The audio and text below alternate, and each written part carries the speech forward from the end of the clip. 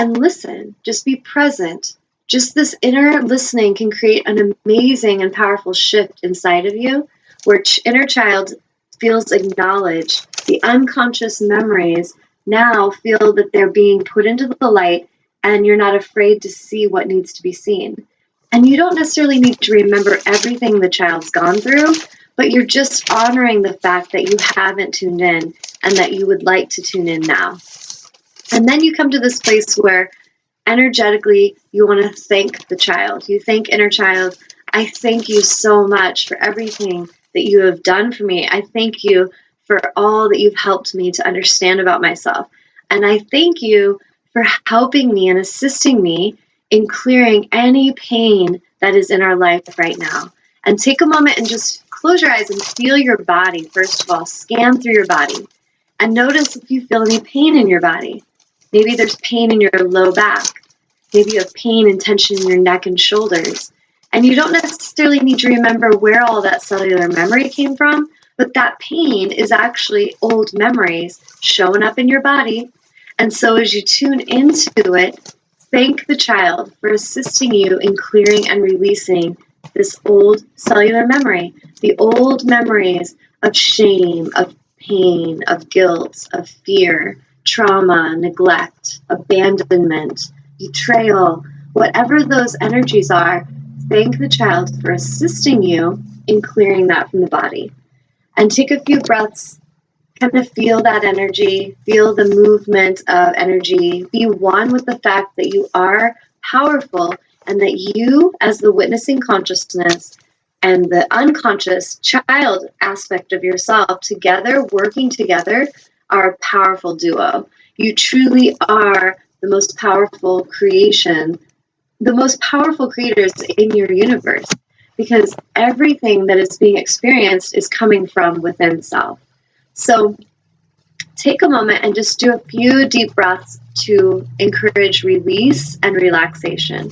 So breathing in for a count of 7 breaths, filling up with the breath, and then holding for 7. And then exhaling for 7 breaths, releasing any pain, tension with our intention, and hold the breath for 7. And we'll do that a couple more times, breathing in, nice full breaths, breathing into source energy, filling ourselves up with love, with light, with wholeness, appreciation, holding the breath.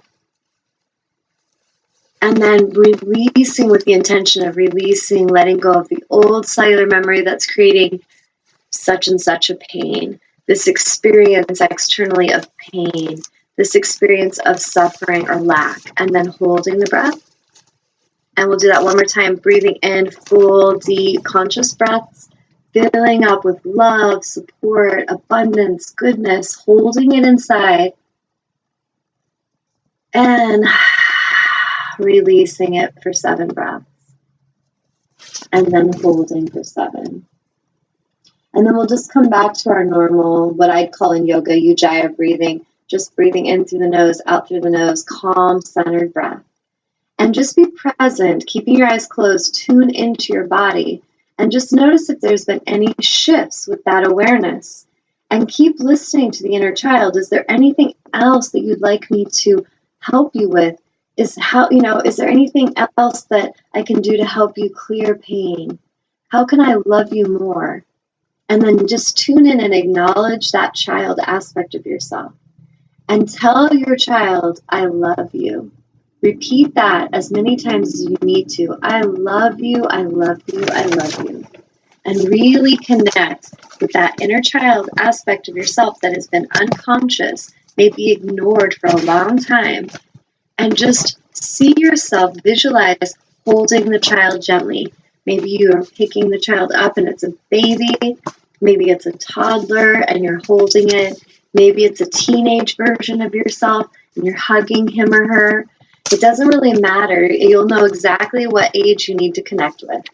And just feel yourself connecting deeply and intimately with inner child. And then listening, is there anything else that you would like me to know? And so that's just a really quick, it took maybe 5 minutes to do that experiment. But if you practice this more often, when you wake up in the morning and you have dreams and you're trying to figure out what the scary things in your dreams mean. And a lot of us don't want to know them. We're like, that was really scary. We just want to push it away. I encourage you to tune in and do this exercise when you wake up and tune in to the inner child aspect of you. Okay, what does that mean? What are you trying to say to me? And then higher self, what I mean when I say higher self is like the conscious self that understands and knows the solution.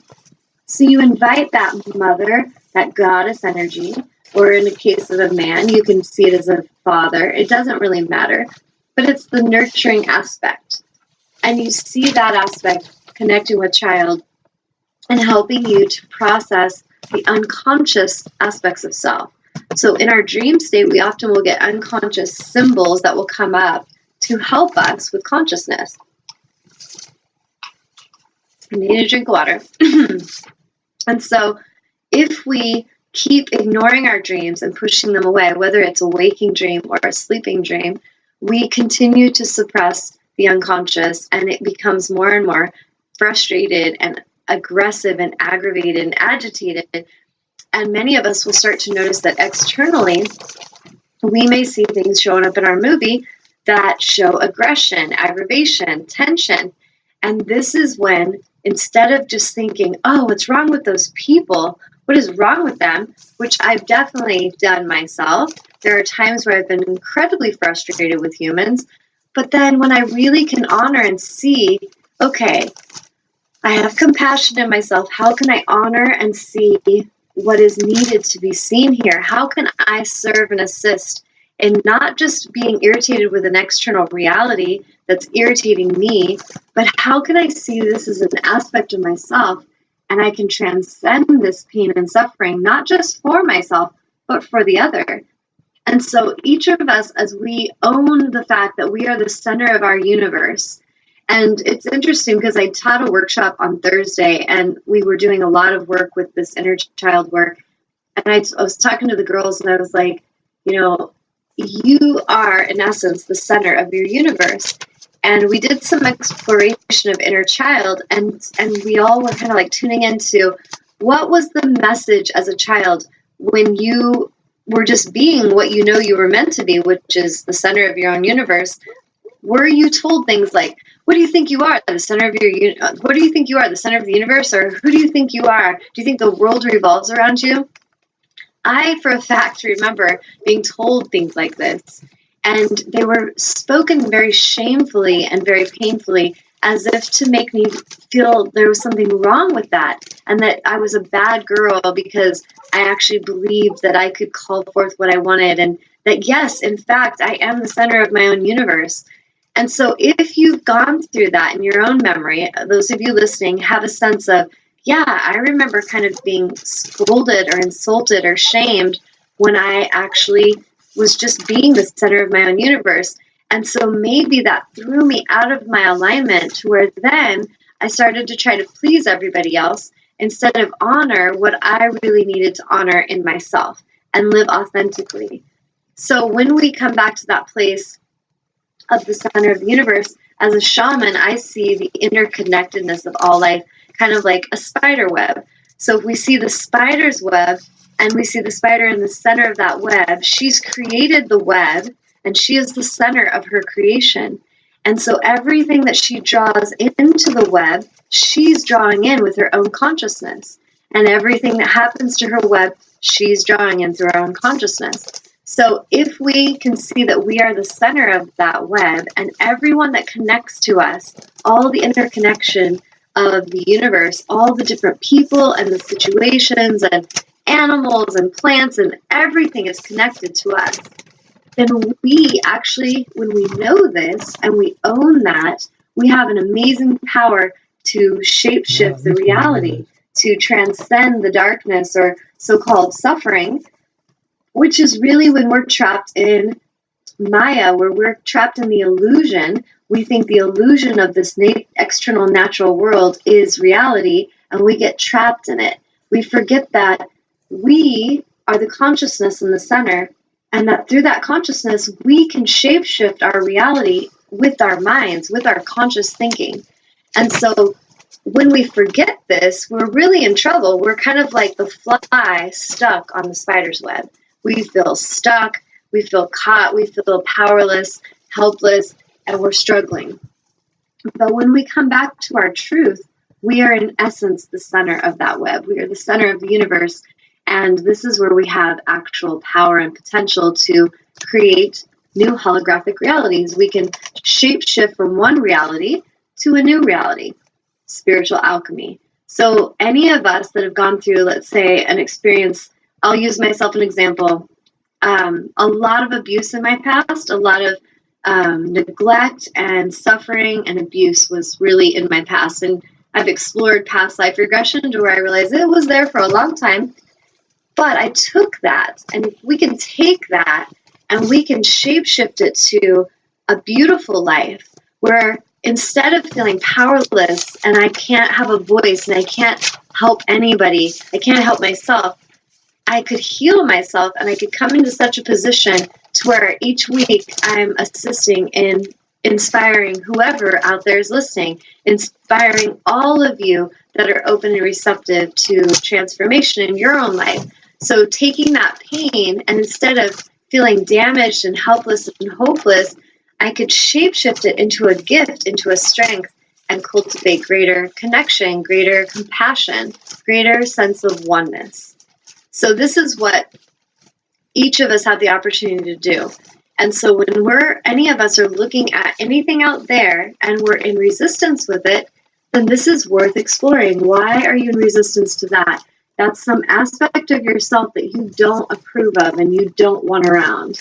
And so instead of hating it, which a lot of us, that's what we've been doing, and it just gets bigger and stronger, we need to love it. We need to see it clearly and say, I love you. We need to then say, I forgive you. Please, I forgive you what you're showing me, and I forgive myself. Please forgive me for anything that I have done to contribute to this showing up in my movie. So I forgive the child. Forgive me. It's this back and forth inner child and creator forgiveness work happening where I love you. Please forgive me. And then we thank it for the lesson. We thank the experience. So if I had someone lashing out at me, then I come from this heartfelt place of compassion where I thank that experience for helping me to see something I was really needing to see so that I can purge it out, I can release it, I can purify it, transcend it, and then I come back to I love you. And this is a deep I love you to the other, and also an inner vow of I love you to self. And this is where we start to realize the interconnectedness. And a lot of us, when we're walking around and we're judgmental and we're hateful and we're vicious, whenever you see humans attacking others, it is because they are deeply at war within themselves. And what I've learned is some of the stuff I was going through personally, I discovered so much more truth about these two individuals of how in trouble they really were with drugs, how in trouble they really were with addiction. And at first it was just fear and resistance, and everyone wanted them just to go away. And then when I started to tune in, like, okay, what are you here for, and how may I love you more? How may I serve you?